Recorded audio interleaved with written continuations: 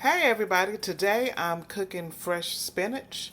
I took my spinach and rinsed it twice in the sink and picked out any leaves that I didn't like how they looked.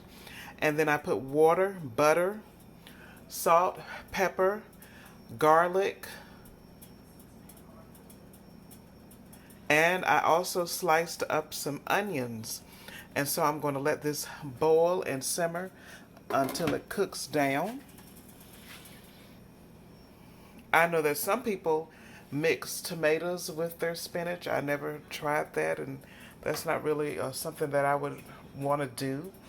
I like okra and stewed tomatoes, but I never had spinach and tomatoes. Spinach is a very healthy vegetable, better if it's eaten raw. I know some people put their spinach in like a skillet and put it in olive oil. I elected not to do that this time.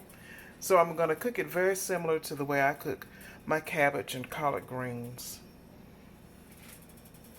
And hopefully I have enough seasoning in it. And I even put a little bit of Mrs. Dash in it as well. So this is going to turn out to be a very good, healthy dinner item for tomorrow. Well, it's already tomorrow. It's 1:24 in the morning. You see what time it is, YouTube family.